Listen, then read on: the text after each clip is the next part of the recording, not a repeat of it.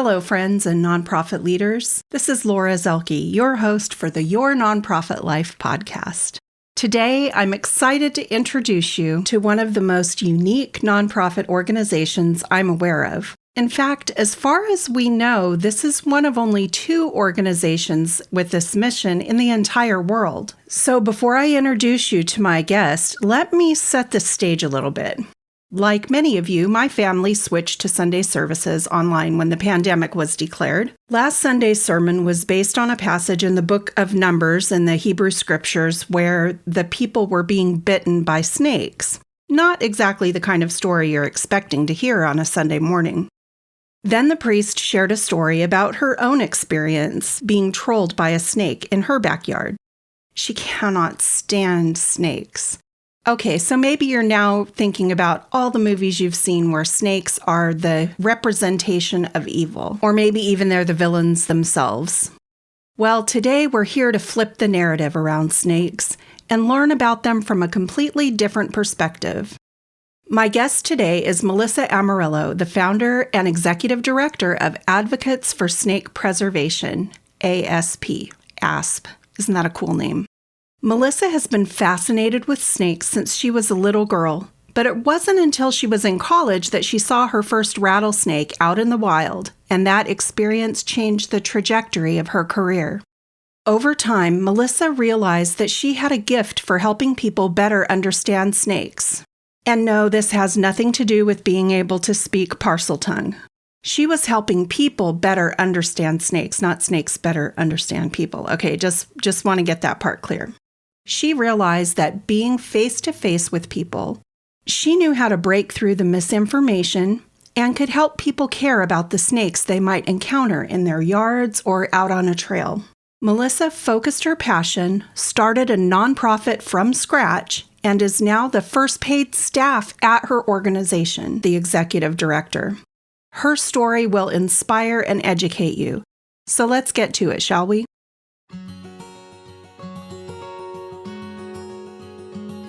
Hey, have you ever wished you could hear some good news for a change? Well, I might have just what you've been hoping for.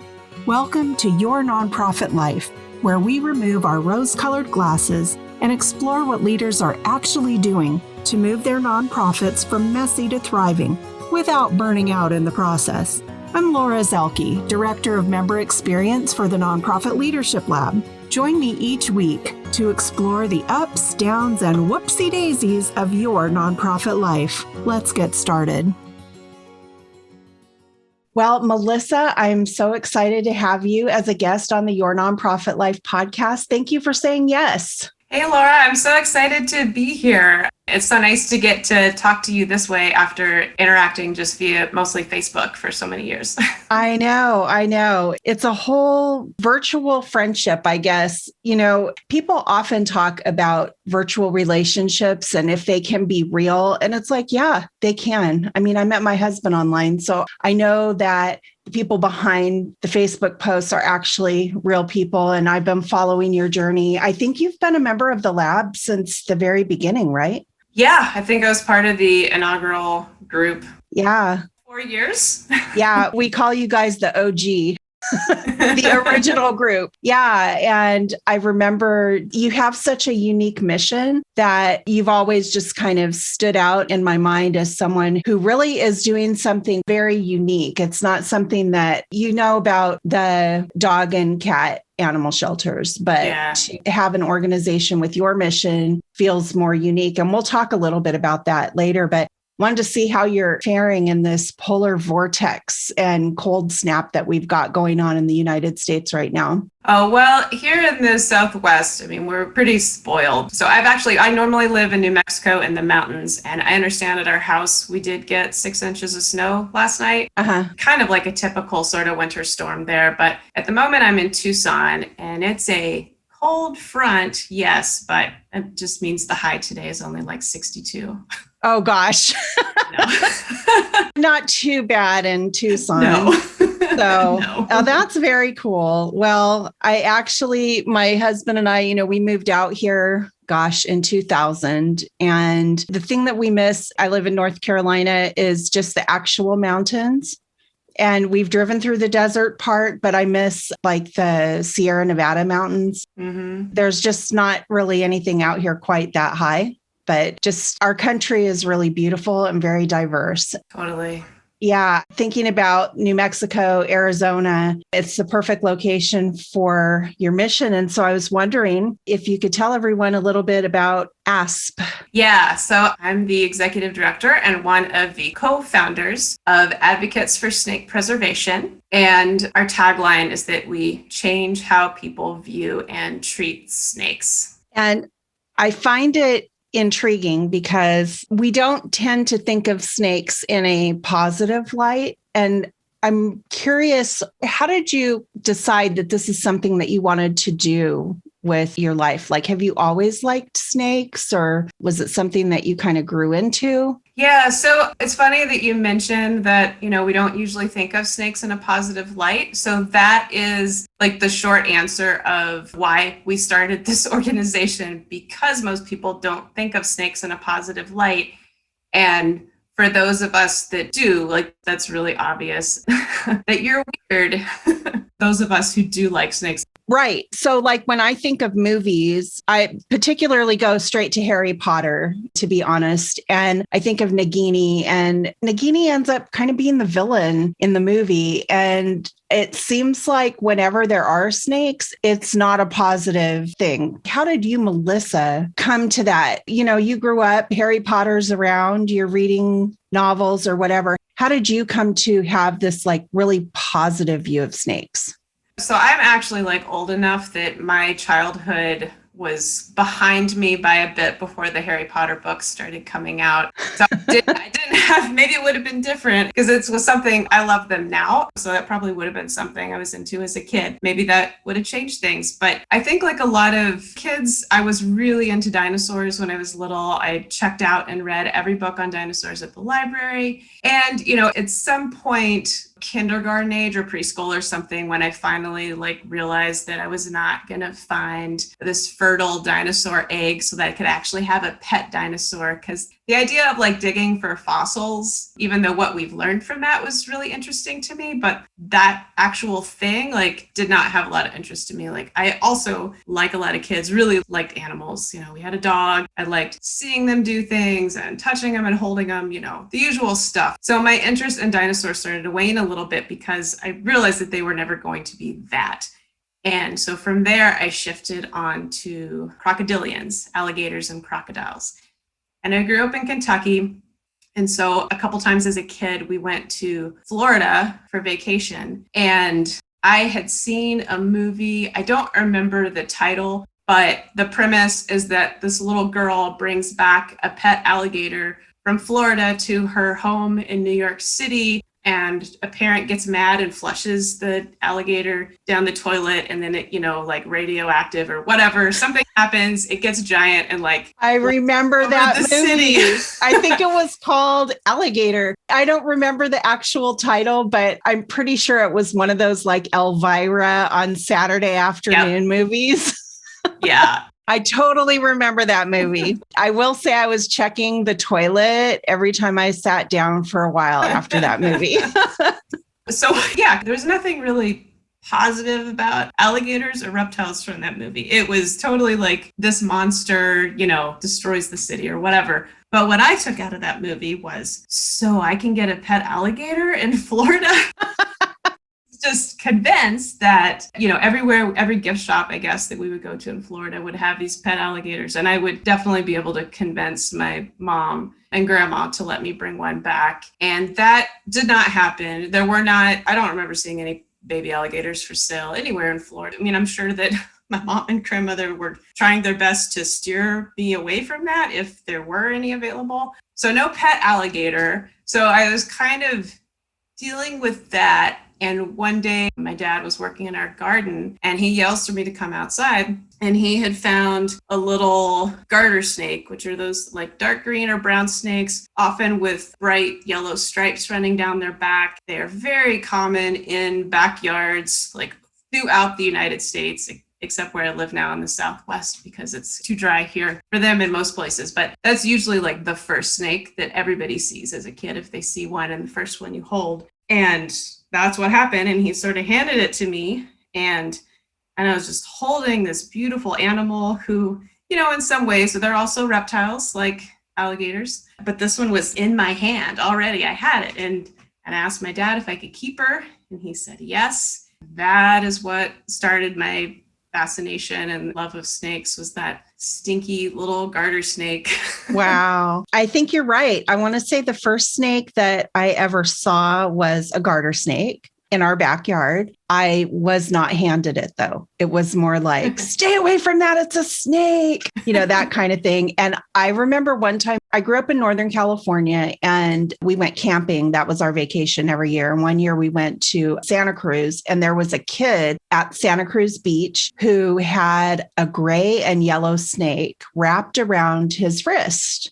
And it was probably the first time in my life that I'd ever seen anyone hold a snake. And I couldn't get over it. And of course, I never touched it, but it was the first time really understanding that snakes can be docile and that you can hold them. And so how do you go from a childhood love of a garter snake to starting an organization to educate people about snake preservation? Yeah. So, like I said, I was immediately fascinated with the snake and just loved her. But it didn't take very long for me to realize that that is not normal. We were in suburbia outside of Louisville, Kentucky. So I had lots of friends in my neighborhood, and none of them wanted anything to do with that snake or the following pet snake that I had. She was not the only one. Just nothing to do with them, boys or girls. Everybody, was scared. And this was before I learned a more effective way to do outreach. I would often put the snake inside my shirt and go over to my friend's house and pull her out to scare them, which is... Are you kidding me? I know. Not a rubber snake, an actual snake. Yeah, an actual snake. Yeah, not the garter snake. She ended up not doing great in captivity like a lot of wild snakes do. So we ended up letting her go in the backyard, and my parents bought me another snake, a yellow rat snake named Peanut that I had for 21 years, I think. A very long time. Oh, wow. That's amazing. I didn't know they lived that long. Yeah, I didn't either when I got her. And neither did mom and dad. And neither did mom and dad. I'm sure that they thought, my little sister went through several guinea pigs, and she, outlived a dog that we had gotten not long. I mean, she lived a very long time. And apparently when she did finally have to be euthanized, the vet thought she was probably around 30 years old, just from the cancer. Wow. Had no idea.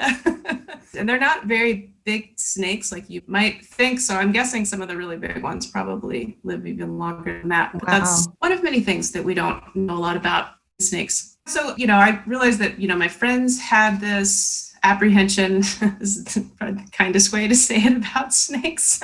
And, sort of dislike and fear. And I was interested about them, and I kept that love of animals, and throughout childhood and teenagers sort of kind of bounced back and forth between, do I want to be a veterinarian?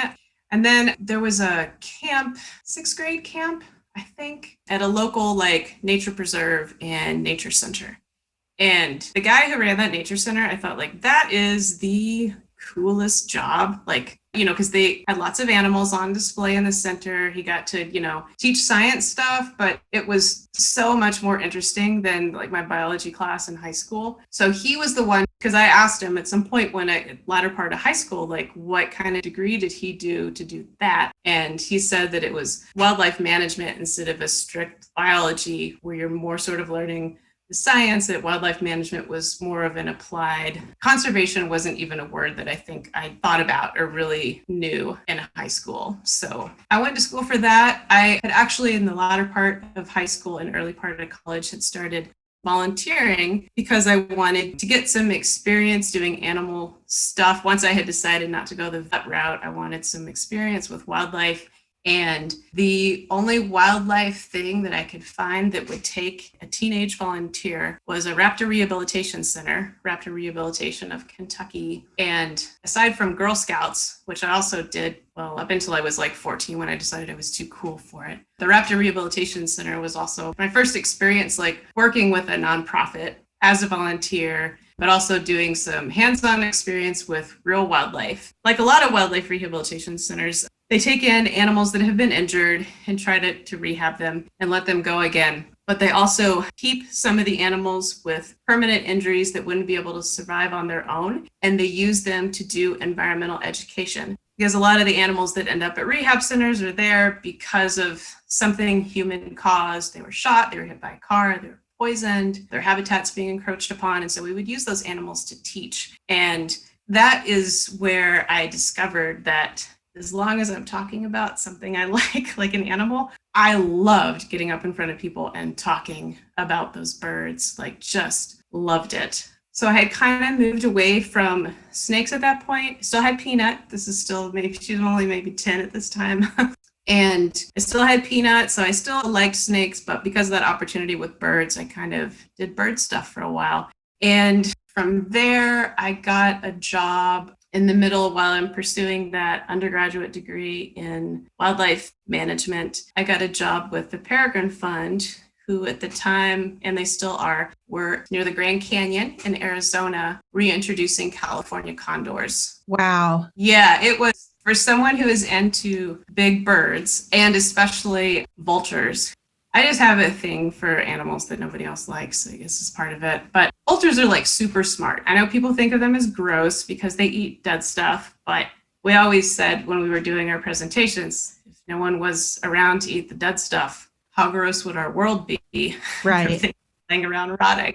Right. But they're super smart, so they're really interesting to work around. And the California condors were even a level above the turkey vultures. And probably part of that was I had only messed with turkey vultures that were either injured or captive birds, and the condors were doing their own thing in the wild. I mean, they were silly babies that didn't know how to take care of themselves, which is why we were helping them out.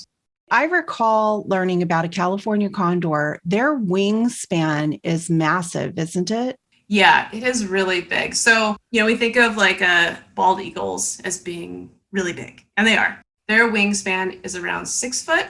California condors are closer to 10. Yeah, that's pretty large. And so when you say big babies, you're not joking. They're big. Yeah. So you were reintroducing them. So, wow. It kind of sounds like a dream job for someone who loves animals to be doing something that important at the Grand Canyon. It's so beautiful down there. And so here you are, like living the dream. How did you go from that then back to snakes? Like, don't condors eat snakes? They were dead. I'm asking for a friend. Yeah, they would if they were dead. Although condors, because they are so big and also because they're social, much like turkey vultures and black vultures, they tend to eat in groups. So a snake isn't going to feed a lot of condors, at least not in this country. Andean condors that live in South America probably feed more on snakes because they have much bigger snakes to choose from. So California condors, historically, before we were here, would eat it's one reason they mostly lived on the coast, because it was like large marine mammals that washed up dead on shore was the majority of their diet. Now they eat a lot of dead livestock and deer and elk, depending on where they live. And in California, they still eat dead things that wash up. Yeah. But they're kind of scared of anything alive and moving. One of the things I love about interviewing all of the different members is I get to learn so much. And that is definitely something I didn't know. I did not know that. I mean, that job was super cool. That certainly seemed like it was the coolest bird. It was hard to think of. I mean, there are some eagles in South America that would probably be equally cool to work with. But that particular job, I didn't have even a bachelor's degree yet. So it was a temporary position that, I knew would end at some point. And for a variety of reasons would probably not be something I could come back to, especially not on a permanent basis. So the other thing that happened while I was working with the condors that changed things was I saw my first rattlesnake. And we had rattlesnakes in Kentucky, but they were like on the other side of the state, not a place where I spent a lot of time. So I had never seen a wild one before. And that brought back that love and fascination with snakes so fast. And there are so many reasons for that. Like I know for a lot of people, rattlesnake seems even scarier and more horrible than snakes. But for someone that's already fascinated by snakes, rattlesnakes have this really cool evolved trait of venom that's such an interesting thing that they do. They've got these like wacky ornaments on the end of their tails called rattles that everybody thinks we know why they're there, but nobody actually knows why they're there. And as I would later discover, 20 years later, they also do all these like fascinating, amazing behaviors that at the time I had no idea.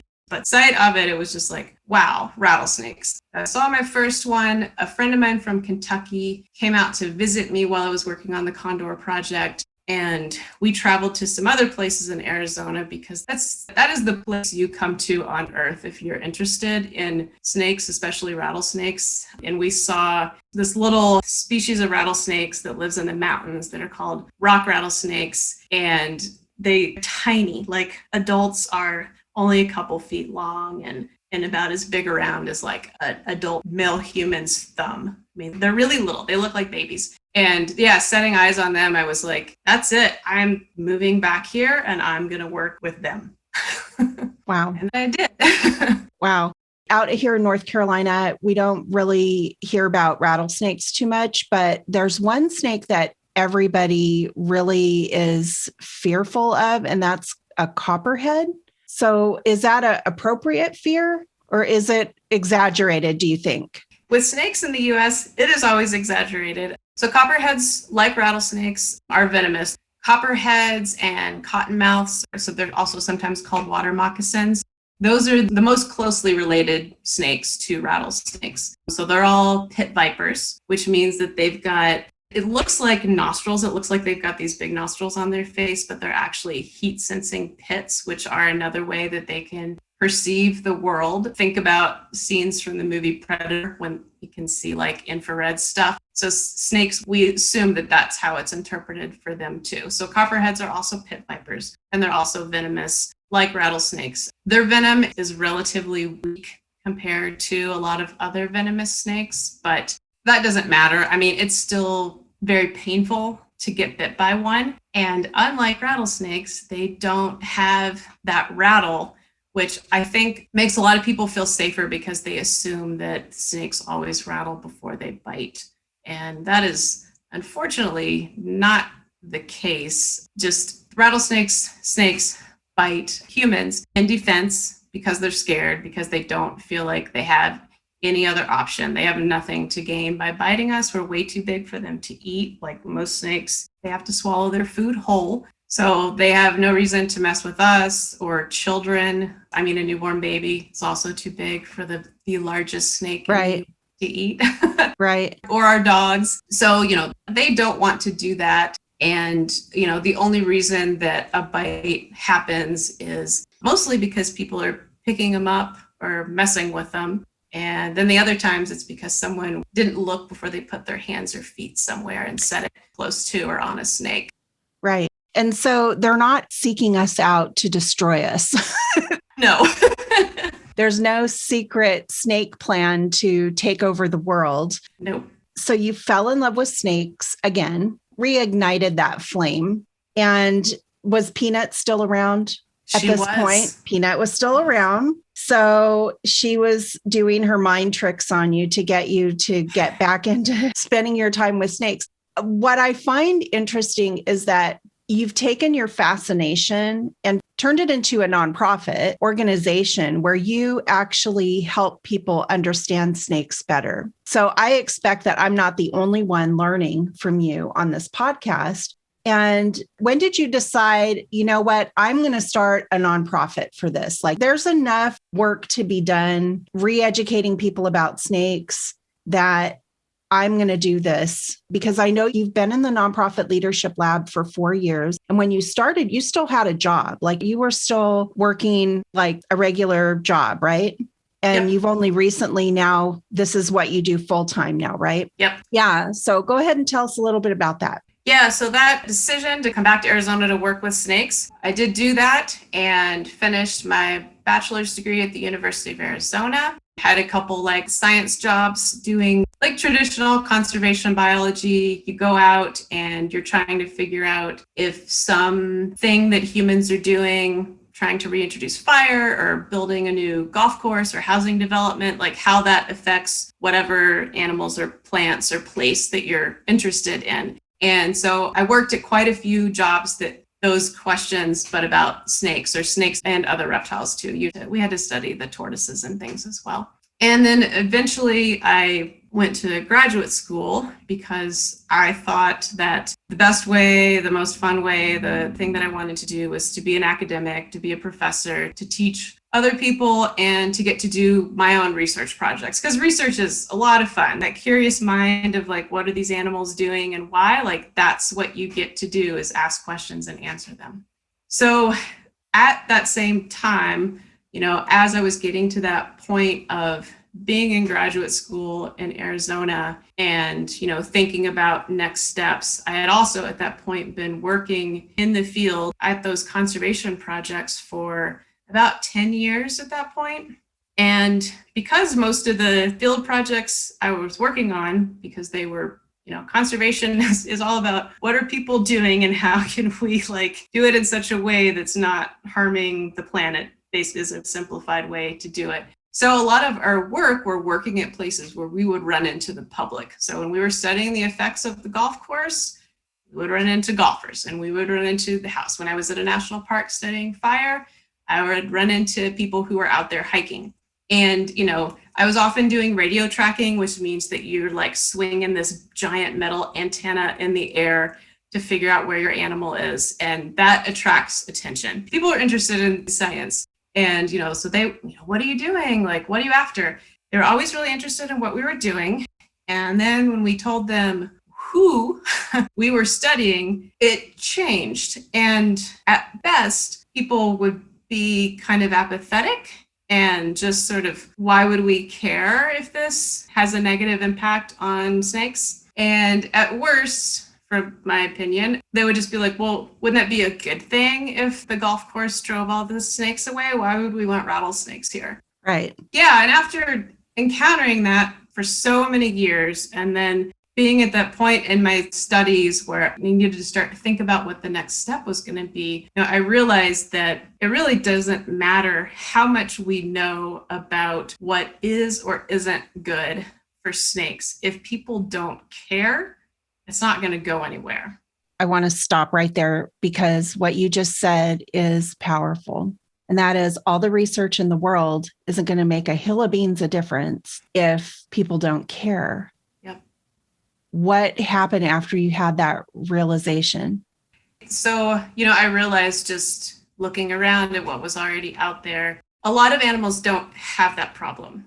If you tell someone that tigers are in trouble, or whales are declining, or anything bad is happening to bees, butterflies, everyone's like, oh my God, what can we do? But that is not going to be the case with an animal that people don't like. So what I saw was missing was that connection, that somebody needed to make that connection for people. And there were certainly people and organizations out there doing, some educational work about snakes to people. But most of that, at least most of what I had seen and heard of, was the sort of dry, here's a snake. This is what his name is. This is where he lives. This is what they eat. This is how long they live. And the most you would get is sort of a utilitarian, and they eat mice, and mice are bad for people because they eat grain or spread disease or whatever. And that's it. And that's useful information. And that's certainly meaningful for people. We like to hear about how things benefit us. A lot of people get a lot more positive feelings about rattlesnakes when they learn that rattlesnake venom has been used in trials to see if there's a possible painkillers there or treatment for breast cancer. Those are there, but what most people have to snakes is a negative emotional response. And facts and statistics do not do a good job of fighting an emotional response. And this was 10 years ago when we were sort of having these thoughts about what was needed to push snakes forward. And I think now, certainly amongst other nonprofiteers, we hear all the time about how important storytelling is. And actually, I was just reading a scientific article that was talking about how important storytelling is to get across the importance of the vaccine for COVID. And that is what convinces people. That can change hearts and minds. And just hearing, that it's like 75% effective or whatever, like that doesn't do it. So this was not something that was being talked about as much 10 years ago. And, so it occurred to me that, I've heard like whales again, for an example, because everybody loves whales. When you hear on the radio or something, people talking about saving the whales, they don't talk about that important place that whales have in the environment, that they eat, whatever. They talk about whales having families and taking care of their kids and how they live in these social groups. And so we were like, why can't we do that with snakes? No one's ever tried it before. Yeah. And at the time, the research that we were doing as part of my master's degree was studying social behavior and parental care in Arizona black rattlesnakes. So we were discovering that we actually shared some of these same behaviors with rattlesnakes, the ones that people use in animals like whales to get empathy for them. Interesting. Yeah. Have you ever considered writing a book, like a children's book about snakes? We have talked about it.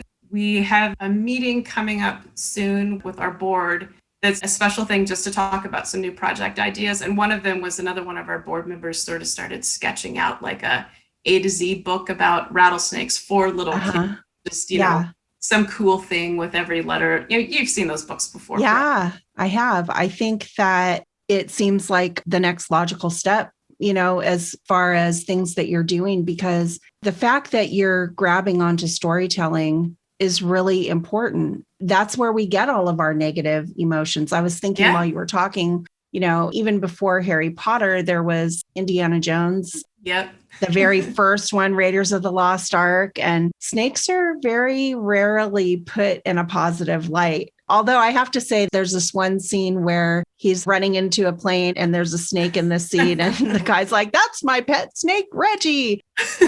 We don't see that side of it as frequently as we do more the fear-mongering side. And so it's really interesting.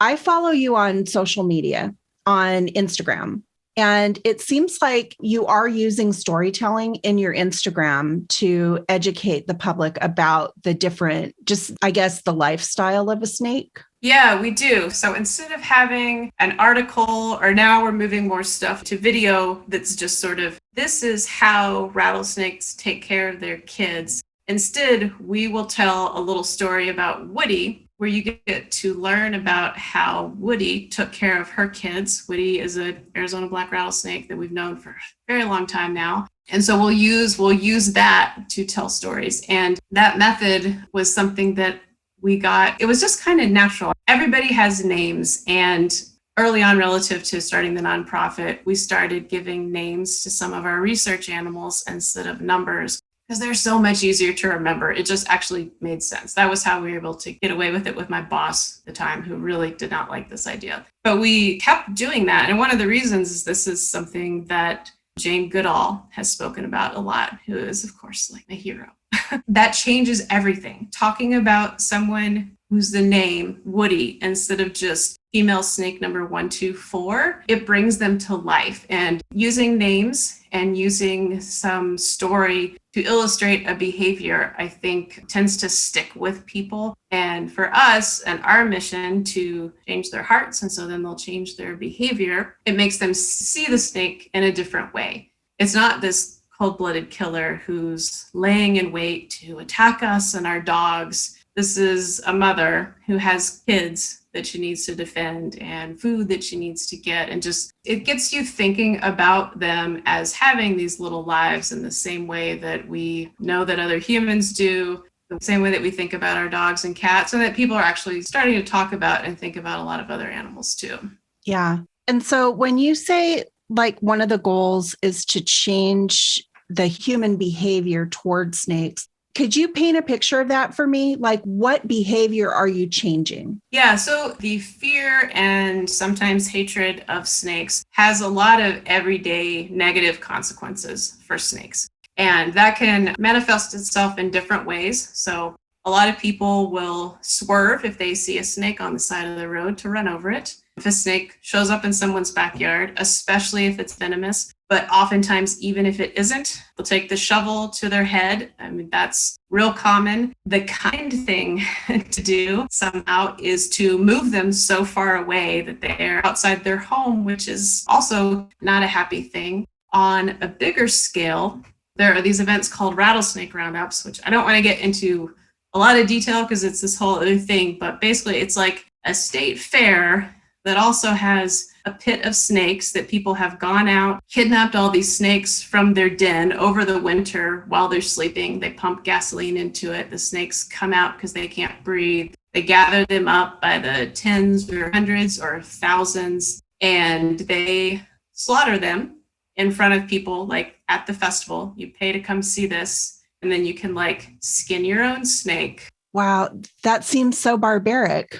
It does, doesn't it? It really does. Yeah. And it's hard to imagine anything like that. I mean, you think about every time a group like Mercy for Animals or PETA releases that undercover footage of what happens at a slaughterhouse. So this is the exact same thing, except it's already being done in the open. But that's something that would only be possible because they're snakes, even though, going to the farm animal example, we do that because people eat them, but there's no way that that would happen like out in the open like that, not in 2021. So there's that, and there are questions about, what sort of impact those rattlesnake roundups are actually having on wild snakes. But in cases where we know there's something that needs to be done for snakes, that reasoning I gave earlier about people don't care, we can't help them when they need it, that's real. It's like, it's not a hypothetical. That's the word I'm looking for. ASP was asked a few years ago to help out with an issue in Massachusetts where they were trying to reintroduce timber rattlesnakes, and they had picked an island that was off limits to the public. It was an island, so snakes can't get off. It was in the middle of a reservoir, so people weren't supposed to be on that island. So it seemed like this perfect place. We don't have to worry about, releasing venomous snakes where they're humans. They're like off on this island. Timber rattlesnakes are in a lot of trouble in the northeastern US because there's been a lot of people there for a long time. And it, of course, was not as simple as the scientists at Massachusetts Fish and Game thought. And people got mad. It turned into this political thing. And they tried to write legislation so that any conservation action taken by the Massachusetts Department of Fish and Wildlife would have to be approved by the state legislature, which beyond snakes, that is a terrible idea. Those are politicians. They're good at their thing. They are not scientists, and they should not be deciding science stuff. But because of, they're timber rattlesnakes, so they're scary, it had come to that. So yeah, we came in and we did a lot of PR, did a lot of interviews, and put out information in the local media, spreading positive information about rattlesnakes, how they were good for the community. Where there's a healthy population of timber rattlesnakes specifically, often you have lower incidences of Lyme disease, which is a positive impact they have for people. Also, they were one of the first snakes where we documented social behavior. They den over winter in family groups. The females, their sisters, tend to nest and raise their families together. So they just have all these cool stuff about them too. And we did manage to get that proposed legislation removed, which was really cool. Yeah, but that is something that was trying to be shut down just because they were snakes. And that stuff happens just all the time. Wow. I'm learning so much and thinking about just the fact that you're in Arizona, but you were doing work with an organization up in Massachusetts. Mm-hmm. Is this something that is regular for you? Do you work all over the United States, or are you pretty much just that was kind of an anomaly, or are you hoping to do that in the future? How does something like that tie into your mission? Yeah, so we have a focus on the United States. So it's not that we don't talk about things happening in other parts of the world, but, we realize that most of our knowledge about snakes and how to help people coexist with them is US based because that's where we are. So I'm not comfortable with telling people in places that have truly deadly snakes how to coexist with them because it's not something I've done. But yeah, we do consider ourselves a national organization that's working everywhere. A lot of what we do, we're online first. So as you said, we put out stories on social media. We have a website with also a lot of our stories. Before COVID, we did some in-person outreach and presentations and would table at festivals. So that's a local Arizona, New Mexico thing. But the other stuff is nationwide. Our work that we've done related to rattlesnake roundups, that's not a local issue for us. Rattlesnake roundups are in Texas, Oklahoma, and Alabama now. They just recently went away in Georgia. So those aren't places where we live either. It's all over the US where we're doing stuff. So having an organization like this now, and pretty much everybody's online these days, just everyone's had to pivot. You were already doing that. How challenging is it to run a nationwide organization where you're trying to educate people about snakes? Yeah, it's tough. I mean, our biggest challenge is also our mission and the reason why we're here. We noticed when we were involved in applied conservation, we noticed this need for education. And so that's the challenge, but it's also our reason for existing is that a lot of people don't like snakes. We're generally fighting a lifetime's worth of media against snakes for, all the things we've already brought up in this interview. Harry Potter, Indiana Jones, every Western movie or TV series ever made always has a scene where there's a rattlesnake attacking the hero for absolutely no reason. And, every time someone apologizes to me because they have negative feelings about snakes, and, I'm just like, there's no need to apologize for that. Like, that's normal. And I completely understand why. Like, I also live in this culture and have heard all of those things. And so that's our challenge, is trying to change that, to change the narrative about snakes to something positive. So just, we try not to even spend a lot of time like arguing about whether or not snakes attack people or if they'll chase people, but we just try to instead fill that space with positive stories.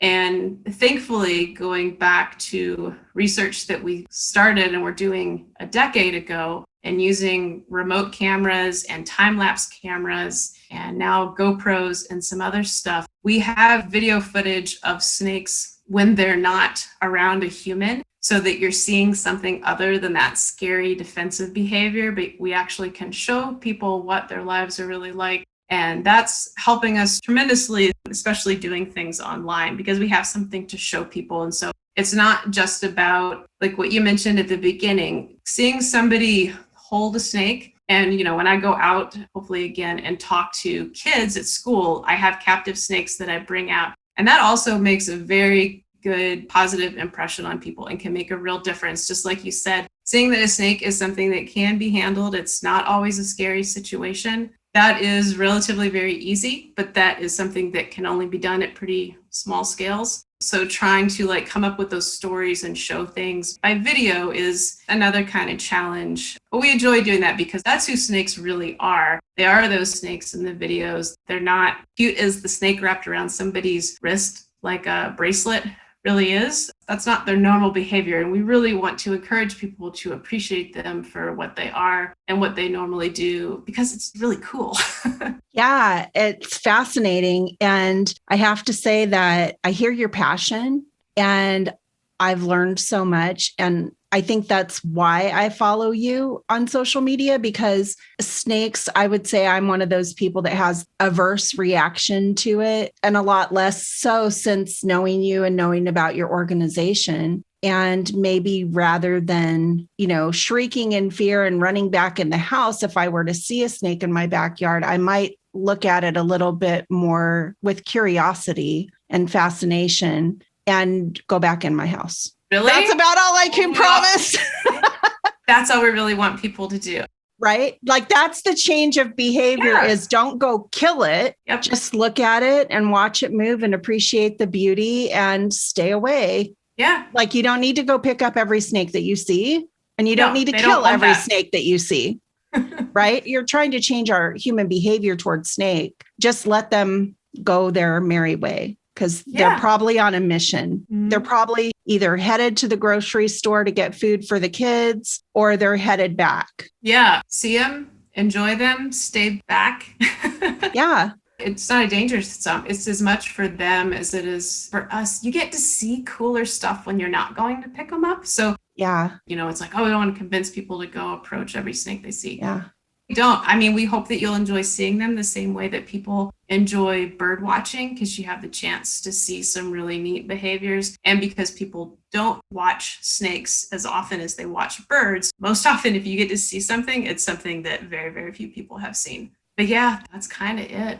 Well, I think that is really intriguing. And I have to say, I really enjoyed talking to you, learning about your organization and your mission. And it was really interesting learning about how you came around to decide that you were going to found ASP, Advocates for Snake Preservation, which I just love the fact that it's an acronym, ASP. I just love it. And I want to ask, I have to get a picture of you and Peanut for the show notes page. Is that possible? Yeah, I have one scanned copy of a photo. Yay. Okay, cool. Because we have to see Peanut. And what is the best way for people to get in touch with you and to learn more about your organization, Melissa? So we are on all the major social platforms, Facebook, Twitter, Instagram, and YouTube, either by searching for our name or our handle on most of those is Snake Advocate.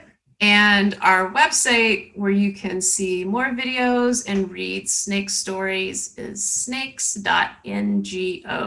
Great. And I will definitely put a link to all of your socials and your website and your donate page on the show notes page. And I just want to thank you so much for really sharing from your heart and educating us about snakes and how we should be looking at them differently. I feel like I've learned a lot, and you really dropped some golden nuggets about storytelling in this interview. And I think it's going to help a lot of nonprofit leaders. So thank you for that as well. Thank you so much for having me. And yeah, I hope some of this is helpful to other organizations as well. 100%. And I will see you in the village. Indeed. Bye, Laura. Bye.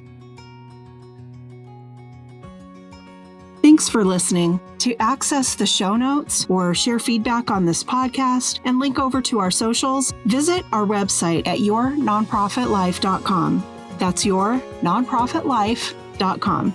And hey, if you've enjoyed listening to this podcast, you're going to love The Village. It's our exclusive online community where we take what we're learning in the Nonprofit Leadership Lab and apply it. We take it to the next level with live Q&As, boot camps, online book clubs, and legit support from experts committed to helping you extend your nonprofit life.